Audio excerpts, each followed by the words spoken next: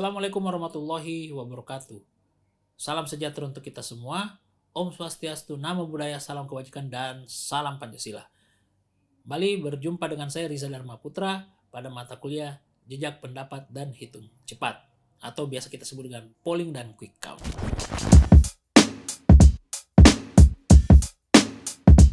Kali ini kita akan membahas tentang bentuk-bentuk polling atau bentuk-bentuk jejak pendapat.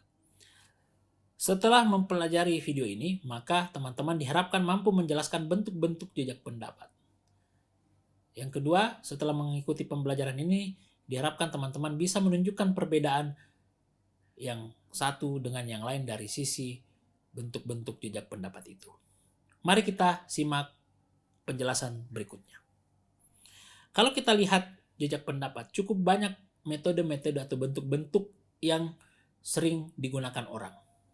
Pertama, kita akan bahas tentang survei tatap muka. Teman-teman tentu sudah mengetahui survei itu apa. Ya. Pengumpulan data yang dilakukan secara kuantitatif. Nah, survei tatap muka adalah survei yang dilakukan dengan mewawancarai responden secara langsung. Survei ini banyak dipakai. Hampir semua lembaga survei menggunakan survei tatap muka sebelum pandemi ya, sebelum pandemi. Nah, yang rumit dari survei ini karena standar penarikannya dengan menggunakan metode probability, di mana setiap anggota populasi memiliki peluang yang sama untuk menjadi sampel atau responden.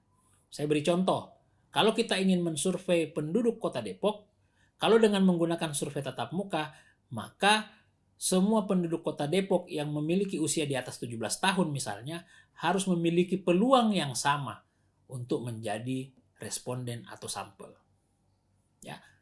Cukup teman-teman ingat logika minum teh. Untuk mengatakan teh itu manis, kita tidak perlu meminum 1 gelas teh. Tapi cukup 1 sendok itu kita minum, maka kita berkesimpulan bahwa teh itu manis atau tidak. Dalam pendekatan survei tatap muka ini, metode sampel yang digunakan adalah desa kelurahan, atau biasa kita sebut dengan primary sampling unit di tingkat desa kelurahan. Teknisnya nanti kita akan pelajari pada materi berikutnya. Survei tadi adalah tatap muka secara langsung. Yang kedua, yang survei yang juga cukup banyak dilakukan beberapa waktu yang lalu, ya, dan setahu saya ini banyak dilakukan oleh media seperti Kompas, adalah survei telepon. Ya, survei yang dilakukan dengan menghubungi responden lewat telepon. Kalau teman-teman pernah tahu buku Yellow Page yang diterbitkan oleh Telkom, di situ ada daftar nama dan nomor telepon yang punya rumah atau yang punya telepon di sebuah kota. Pengelola atau pembuat survei telepon menggunakan itu sebagai listing untuk kerangka populasi dan sampel. Ya. Jadi basisnya adalah buku daftar telepon. Tapi ini sudah jarang dilakukan. Yang hobi bikin ini, seperti yang saya bilang tadi, adalah Litbang Kompas. Ya, jadi cukup mengumpulkan buku telepon Yellow Page dari masing-masing kota, kemudian diacak ya dengan jumlah tertentu, kemudian diwawancarai. Nah, cuma memang kelemahan dari survei ini adalah yang bisa diwawancarai hanya orang-orang yang memiliki telepon rumah. Nah, itu. Kalau yang tidak punya telepon, ya tidak bisa. Dan biasanya lebih cenderung sampelnya adalah sampel perkotaan atau urban, bukan rural atau pedesaan. Berikutnya adalah survei online. Nah, ini yang sedang marak atau lagi ngetren hari ini. Survei yang dilakukan secara daring, ya, dalam jaringan. Sistem penarikan sampel juga tidak seketat survei tatap muka. Siapa yang isi, itu yang berarti menjadi responden. Ya. Kalau survei tatap muka, kita tidak bisa memilih, ayo dong survei saya. Tidak bisa. Ya, kalau untuk polling tatap muka. Tetapi kalau dalam polling online, itu kita punya kesadaran penuh untuk memilih. Ketika kita misalnya menerima di grup-grup WA atau di Facebook atau media sosial yang lain atau di Telegram, kita terima, silakan isi link survei ini. Maka ketika Anda merasa mau, pengen, tinggal diklik. Klik. Tapi kalau survei tatap muka tidak seperti itu. Dan sekarang survei online ini menggunakan aplikasi seperti Google Form, SurveyMonkey, atau Argis. Jadi ini beberapa aplikasi-aplikasi. Ada juga Soho ya. Jadi cukup banyak. Kelemahannya tentu saja karena tidak representatif, tidak bisa mewakili gambaran populasi real. Kecuali kalau yang memang kita sudah ingin survei itu adalah orang-orang yang memang semua menggunakan media online. Saya beri contoh misalnya, saya ingin melakukan survei tentang literasi kebencanaan di siswa SMA di Sukabumi. Nah, saya sudah punya daftar sampelnya. Kemudian daftar itu karena membantu saya untuk mengurangi penggunaan kertas ya, coret-coret, maka pengisiannya saya gunakan secara online. Nah, jadi survei online itu bisa kita lihat dari sisi cara menjangkaunya, bisa juga dilihat dari sisi metode pengisian kuesionernya. Ya. Kemudian saya lanjutkan lagi, bentuk dan jenis polling yang lain adalah quick count atau hitung cepat. Tentu teman-teman biasa mendengar quick count ketika pilpres atau pemilu legislatif atau pilkada, pemilihan kepala daerah. Hitung cepat adalah metode yang digunakan untuk menghitung suara dalam sebuah pemilu. Menghitung suara, sekali lagi, menghitung suara. Suara, dari mana ngambil suaranya? Dari tempat pemungutan suara atau TPS. Anda kalau pergi memilih ya di sebuah TPS, pulang, selesai perhitungan di TPS itu, ya misalnya di TPS 1 terjadi perhitungan suara, hasil perhitungan suara itulah yang ditulis dalam formulir C1, itulah yang dihitung. Itu yang disebut dengan quick count. Nah, bedanya adalah kalau di perhitungan resmi, semua TPS harus masuk. Kalau quick count cukup perwakilan sampel. Hanya dipilih TPS sesuai sampel yang telah ditentukan dengan penarikan sampel acak bertingkat proporsional. Contohnya banyak. Ya, lewat quick count yang kita sering lihat. Saya beri contoh, di Indonesia itu ada 500.000 lebih TPS. Tapi ketika quick count yang disampel itu hanya 2.200 TPS. Dan kita bisa lihat sejauh ini hampir tingkat presisinya itu sangat bisa saya sebut sebagai sangat presisi. Artinya akurat. Kenapa? Karena persoalan margin error yang mengambil sampel 2.200 itu berarti margin errornya 2%. Nanti kita akan bahas soal margin error, tetapi margin errornya itu 2%. Anda bisa lihat ketika margin error itu 2% dan hasil perhitungan suara melampaui angka 2%, bahkan di atas 5%, maka biasanya lembaga survei berani menyimpulkan ini yang akan jadi pemenang. Seperti kita lihat pada Pilpres kemarin, selisih Jokowi dengan Prabowo itu cukup besar, 9-10. Di luar batas margin error 2%. Ya. Dan kita bisa lihat kalau survei quick count itu dibuat secara benar, maka hasilnya pasti tidak akan jauh berbeda. Kecuali pemilu 2014 di mana memang banyak lembaga survei abal-abal yang membuat quick count dan akhirnya membuat dua kubu sujud syukur.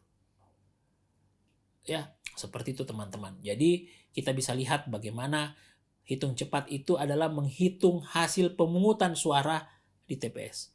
Sehingga kalau kita menunggu perhitungan resmi itu butuh waktu lama. Di Indonesia butuh sebulan. Tapi ini ketika TPS ditutup jam 1, dibuat perhitungan jam 3, jam 4 sudah keluar hasilnya. Sekali lagi itu adalah prediksi.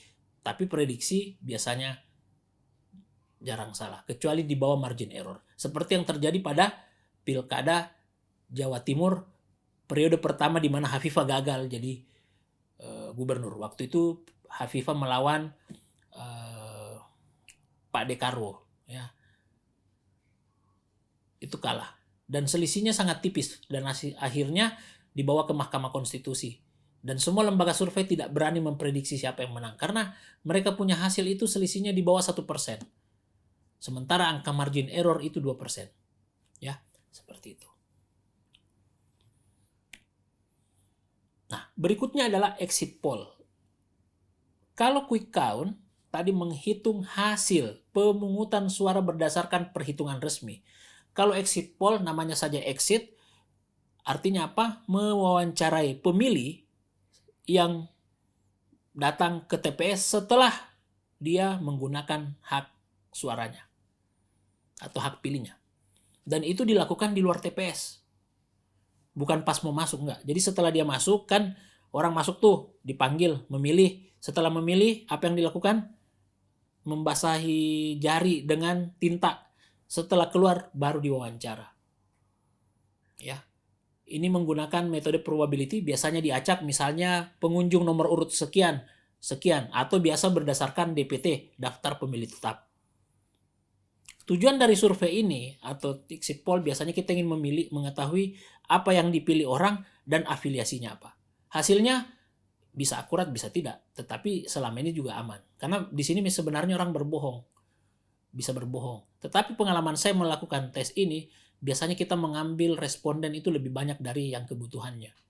Biasanya per TPS itu cuma 4 orang. Ya. Karena orang juga berhak untuk tidak ditanya. Gitu. Jadi kalau dia bilang saya nggak mau menjawab siapa yang saya pilih, tapi itulah teknik dari pewawancara untuk meyakinkan supaya dia mau menjawab. Misalnya saya pilih A, nanti ditanya afiliasi politiknya apa, dulu pemilu dia pilih apa, organisasi keagamaan yang dia geluti apa, apakah dia merasa bahwa dalam 1 bulan atau 1 tahun terakhir kondisi ekonomi baik atau buruk.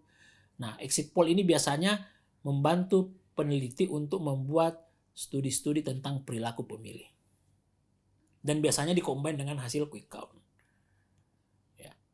Nah, kemudian teknik yang berikutnya adalah real count.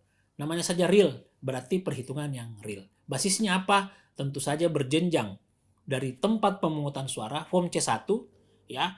Kemudian setelah itu berjenjang ke PPS, panitia pemungutan suara di tingkat kelurahan. Ya, ini hasil pencatatan resmi dalam berita acara.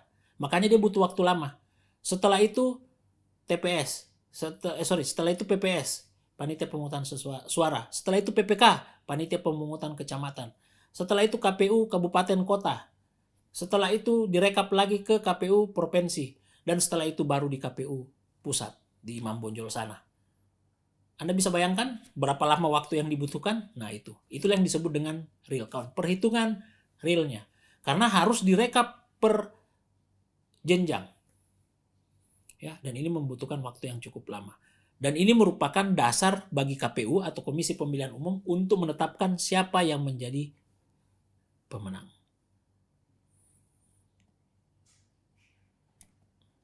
Nah, kalau kita bicara semua metode tadi, ini memang identik dengan polling dan polling dan hitung cepat. Ya, metode-metode ini yang memang lazim digunakan.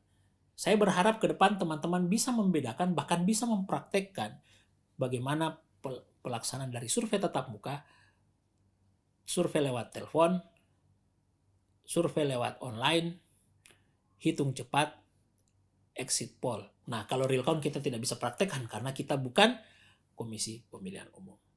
Saya pikir demikian materi kita pada hari ini. Terima kasih, semoga materi ini bermanfaat.